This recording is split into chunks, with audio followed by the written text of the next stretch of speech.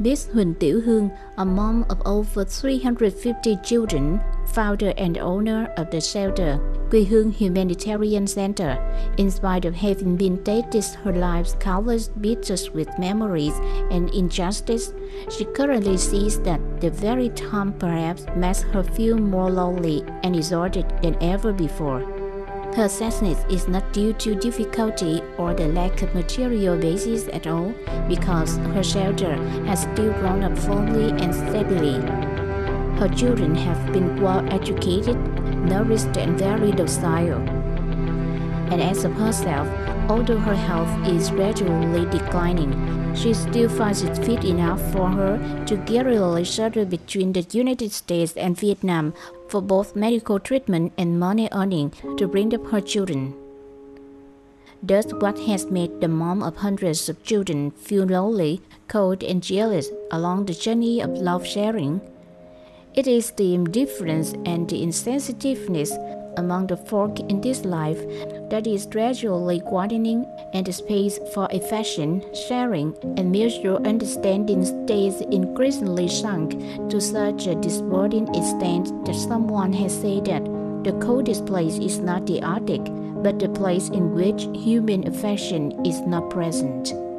In life, we occasionally see some person's tragedy because they can't stand the pressure of pieces of slander and public opinion, though the truth has not been exposed.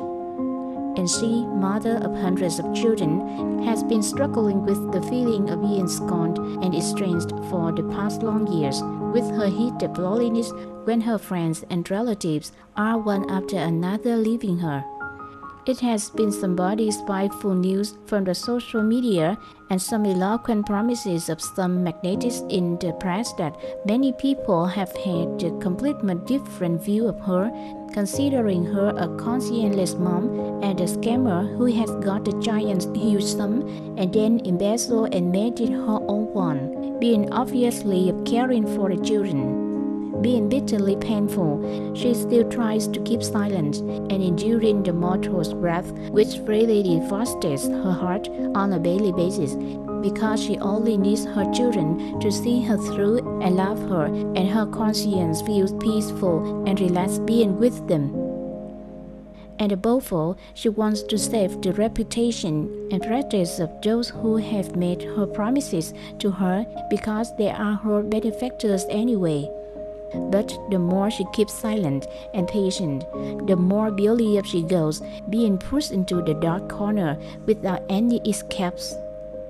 The tragedy that really happened to Miss Tiểu Hương and her children was probably from the promise of the female magnate called Nguyễn Thị Liễu, made during the grand wedding of her son on December the 29th of 2012 in the mountainous town of Hương Sơn District, Hà Tĩnh Province. The wedding reached nearly 4,000 guests, with a large and powerful car fleet to meet the bride and bring her home, as well as overseas and domestic famous singers. According to various sources of information, this wedding ceremony costed the owner tens of millions of Viet Nam dong. Everyone did praise and admire such a unique wedding in the mountainous village of Hương Sơn, not only because of its grandness and lavishness, but also because of the source of information Miss Liu stated at the wedding ceremony that some newspapers did subsequently report. The businesswoman confirmed that all the lucky money for the wedding's bride and groom, estimated at the over 50 billion Viet Nam dong, will be set aside as donations to Quê Hương Humanitarian Center in Bình Dương Province, founded and directed by Miss Huỳnh Tiểu Hương. It is thought the life of the orphaned and disabled children in Quê Hương shelters will be further warmed up, and the future will be further widened when they are going to get the donations of the female magnate from the mountainous village. Knowing Miss Liu's promise in her son's wedding, Miss Tiểu Hương also nurtures further new plans for her children, such as to renovate the role of degraded grooms, to further build schools for her children, to have one-side study right in the center. But the delight and hope of Miss Tiểu Hương and her children faded out suddenly when Miss Liu promised really feels like 5 words butter, no parsnips, no more, no less.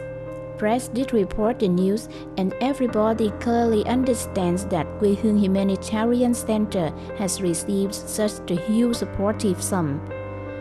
So every day, Miss Hương always receives both the congratulatory phone calls and lamentations from settlers of needy and miserable folks from everywhere who are looking forward to being helped. Because they know how she is good-hearted and generous by nature, whenever she has money, she does not spare her donations to everyone, especially the misfortunate. They have thousands of reasons to come to her after they knew such the news, ranging from disease healing, home renovating, paying for the children tuition, to business doing and trading. In spite of certain extent did she try to express her inner feelings, they did not believe the promise was just an empty one. So some people did sing another tune and smear her as well as draw baseless inference to her. They claim that Miss Tiểu Hương is making full use of the name of charitable benefactions to appropriate the sum for her self-interest, and that Miss Tiểu Hương is a woman full of jiggery-pokery. Now 5 years have gone by, but many people still have an aversion to her because of this case. Some people also call on their friends, relatives to boycott Que Huong Humanitarian Center and Miss Huỳnh Tiểu Hương. Physical difficulties are probably meaning nothing compared to the sling or children that she has suffered for many years. She always wonders herself, what have I done wrong to take such the scorn and contempt of this mortal? When are these pressures going to let me go? A person having relatives and cousins as I am, a person who has devoted all of love and wealth to my children as I am, then who, where and what my self-interest is dedicated to. But then before long has she realized that throughout her lifespan, for countless times has she been bullied, tortured and insulted both physical and mentally, but then she has still got through all of them. It is unlikely such the understanding that can make her give up. No matter what goes on, she has to stand up and goes beyond herself. Apart from the promise of Miss Nguyễn Thị Liễu, for the last 15 years, Miss Tiểu Hương and her children have received countless promises from various visitors to the center, and then they have happened to forget right after her leaving the center. That is the promise from the charity organization of An Thiện Nhân, a non-governmental charity organization in India, which has pledged to donate 70 billion Viet Nam dong for the center's infrastructure expansion, or the promise of Hiệp Real Estate Company has made to give its monthly donation of 100 million Viet Nam dong to join efforts to raise the children. These virtual promises have increasingly made the community believe that Miss Tiểu Hương was financially plentiful, and consequently, subsequent relief and support activities to the center are also becoming sparser and scarcer. Even many of her long-time friends and benefactors have left her gradually. The burdens of clothes, meals and money have been thus growing heavier and heavier with Miss Tiểu Hương. Despite the heat of difficulties, she and her partners have been determined to overcome this challenge.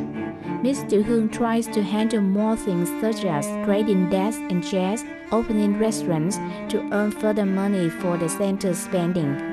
Deep in her heart core, there's always lie a thought that, with or without the social community's support, she is going to manage to maintain Que Huong Humanitarian Center with all her efforts. Now, even though the truth has been exposed and the whole community has seen through her heart and suffering, almost every day does she also get some bad stuff about her. Sometimes they said Miss Tiểu Hương has taken full advantages of charitable benefactions to entice some wealthy magnates. And another time they said she has stripped the kids of their money for her self-interest. and they even say that she is in the police blacklist because she has been sponsored by foreign reactionary organizations. Sometimes they call her just to revile, insult her, and then quickly hung up the phone. But she probably feels saddened by her children's questions. Mom, why have they said you are a bad mom and a defrauder? I do not want them to keep saying such things as this. All have made her heart more thrilled. After all the tragic storm and stress converging on her, her belief in the moral and the life is also becoming more fragile and worn out as years keep gliding by. She is understandably sad and weary in body and mind, but it is something sure enough that Miss Tiểu Hương is never going to give up and never leave her children. It is just because of a simple thing that the children are her priceless treasure, and her life's joy and reason death as well. We hope that the social community, before imputing a mistake to the mother of hundreds of children, Huỳnh Tiểu Hương, or undervalue her work, please take pains to find out her work for a long time, about the life, the activities, and the study of almost 350 children at Que Huong Shelter. Being parentless has made the children's life suffered for many losses and disadvantages. The children are the cost human beings, having the all rights to live, to be loved, and to be in pursuit of happiness. If you or we can neither love the children nor live up their dreams, then please do not leave them more vulnerable by anything further pernicious. They desperately want to live peacefully by their mother Tiểu Hương and their great family of Que Huong to grow up daily.